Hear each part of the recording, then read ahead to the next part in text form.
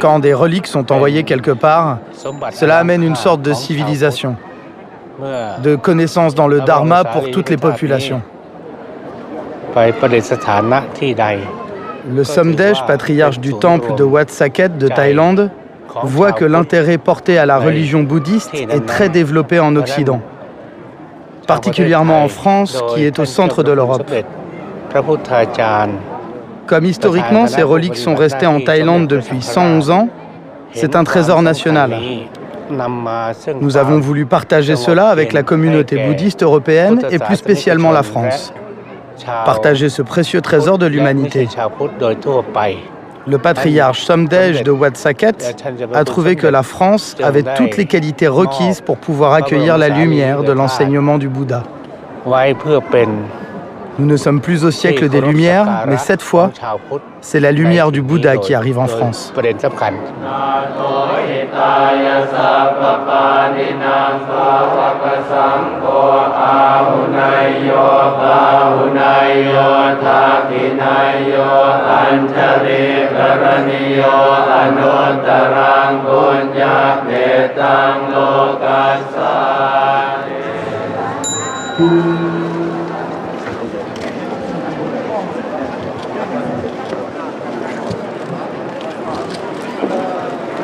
Le Vénérable Nyanadoro nous a parlé d'une prédiction qui aurait été faite il y a à peu près 110 ans en Thaïlande, comme quoi, 110 ans plus tard, il conviendrait qu'une partie des reliques aille vers l'ouest.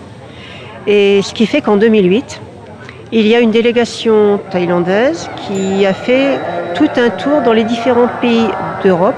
Et le chef de la délégation a pensé que ça serait bien de déposer les reliques en France.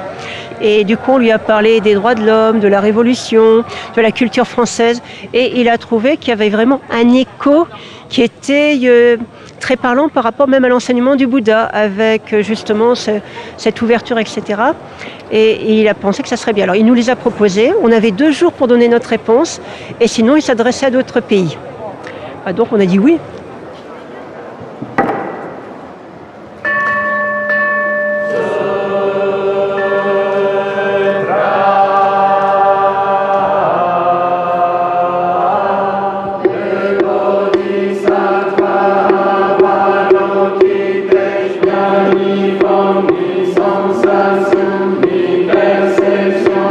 Quand on a appris que les reliques arrivaient en France, on a été quand même assez étonnés.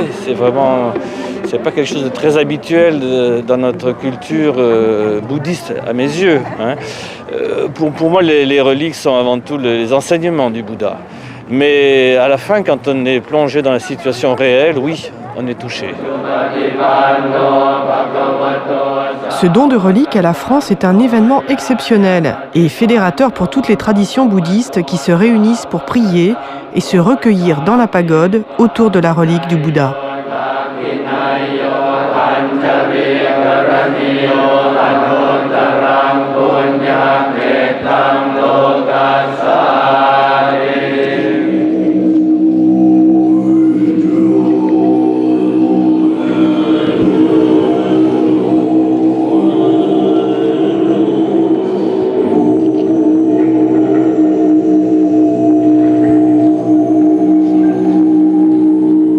Cette arrivée de reliques représente d'abord, je dirais, une immense joie pour tous les bouddhistes français, toutes traditions confondues.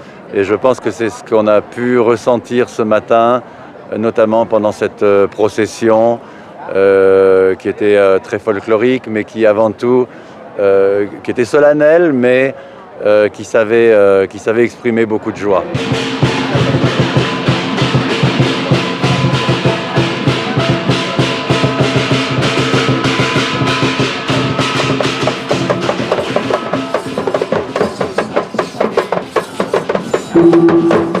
C'est un grand honneur d'avoir les reliques à Paris pour la première fois et cela représente une émanation du corps du Bouddha. Donc ça me touche vraiment de savoir qu'une petite partie du corps du Bouddha se trouve maintenant en France, à Paris. En tant que moine bouddhiste, c'est important parce que nous avons une tradition vénérée des reliques du Bouddha. Parce que nous avons, chez nous au Sri Lanka, on a le don de Bouddha. C'est pour ça qu'il y a beaucoup de stupas avec des reliques du Bouddha. C'est pour ça en France, on n'a pas beaucoup de reliques. Mais personnellement, on a notre temple et un petit relique. Mais alors, recevoir un relique comme Thaïlande, alors c'est un grand événement. C'est très important pour moi.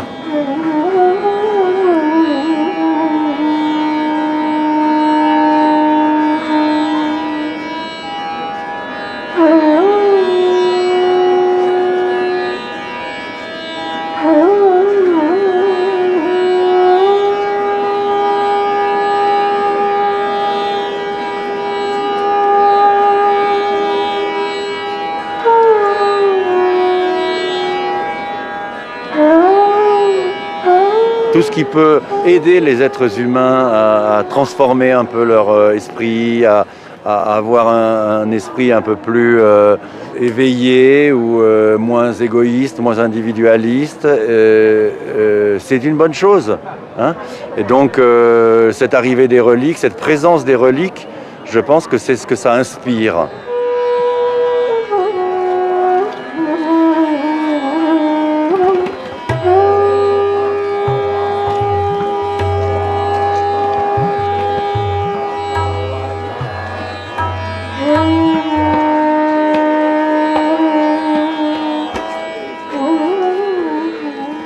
Les reliques, pour moi, c'est plus un support de dévotion. J'ai jamais eu un culte particulier des reliques.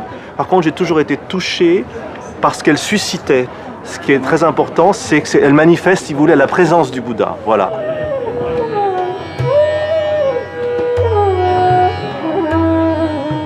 Même les moines et les laïcs ont toujours vénéré la relique et on vénère pour 3 joyaux. C'est pour ça, Bouddha, Dhamma et Sangha, c'est très important. C'est pour ça, venir relique en France, c'est très important pour toutes les communautés bouddhistes asiatiques et même toutes les écoles. C'est très important.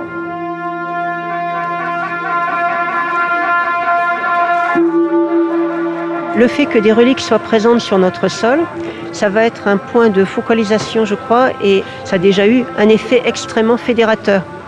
Puisqu'il y a quand même des grandes fêtes bouddhistes, habituellement nous les célébrons, mais plutôt chacun chez soi. Alors que là, automatiquement, nous allons avoir le mouvement d'essayer de nous rassembler pour les faire devant les reliques du Bouddha. Ça paraît très logique. Donc à ce point de vue-là, c'est peut-être pas au niveau de chaque tradition, mais au niveau du rassemblement des différentes lignées. Je crois que c'est très très important, très précieux, et je m'en réjouis vivement.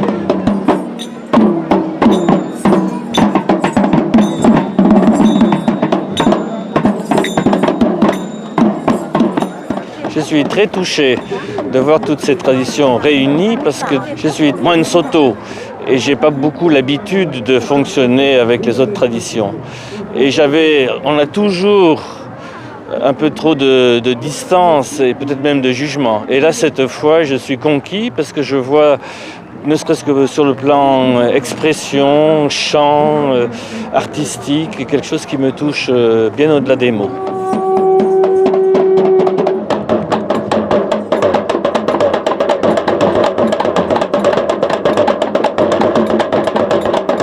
Mahayana, Theravada, Vajrayana, on est bouddhiste, on est le même maître. Rituellement, on a certaines différences pratiques, mais enseignement, c'est la même chose. 4 nobles vérités, c'est la même chose pour... Même Dalai Lama, il disait, Theravada, vous êtes le grand frère, on est le petit frère. C'est comme ça.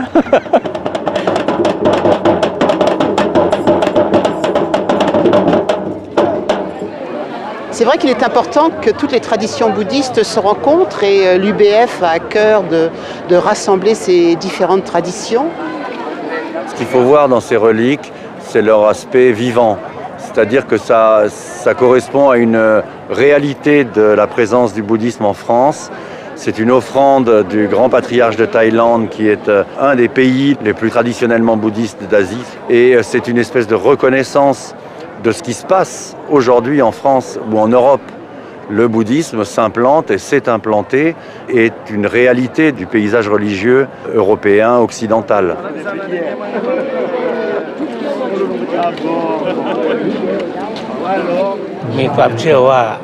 L'image donnée par cette cérémonie est la preuve que les reliques ont déjà apporté et représenté la paix, la tolérance et surtout cette compassion qui est bien représentée par toutes les nationalités et les différents mouvements réunis aujourd'hui.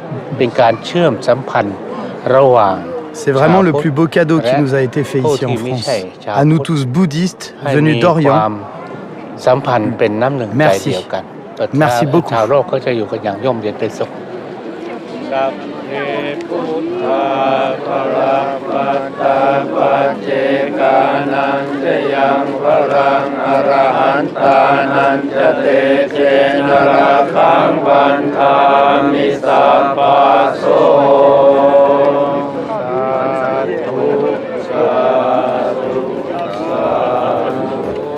Merci encore.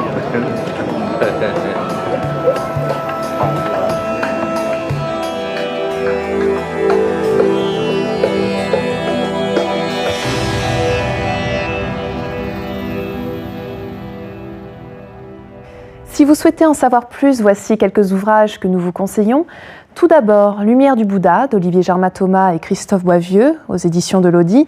Cet ouvrage propose à travers de magnifiques photographies un voyage à travers les différentes cultures que le bouddhisme a marquées de son empreinte, comme l'Inde, le Sud-Est asiatique, la Chine ou encore la Corée et le Japon. Aux éditions White Star, Siddhartha, le prince qui devint Bouddha, avec un texte de Marilia Albanese accompagné de photographies de Tiziana et Gianni Battistone, vous pourrez y retrouver le récit des événements majeurs de la vie du Bouddha, illustrés par des chefs-d'œuvre de l'art bouddhique ancien, ainsi qu'un éclairage sur sa doctrine à travers de magnifiques photos contemporaines et des citations extraites des textes canoniques. Thaïlande, le royaume des temples d'or, publié chez Minerva. Ce livre, très richement illustré de magnifiques photographies, nous permet de découvrir la Thaïlande, ses temples, ses coutumes et traditions. Et enfin, Bouddhisme, art et philosophie, histoire et actualité, un ouvrage publié par le Reader's Digest sous la direction de Kevin Trainor. Vous y retrouverez l'histoire des origines du bouddhisme et de son développement, les textes les plus importants des différentes traditions, ainsi que son influence sur l'art et l'architecture sacrée. Vous pouvez retrouver cette émission sur le site de France 2 en cliquant sur la rubrique « Tous les programmes » et « Chemin de la foi ». Merci de nous avoir suivis. Je vous souhaite une excellente journée. À dimanche prochain.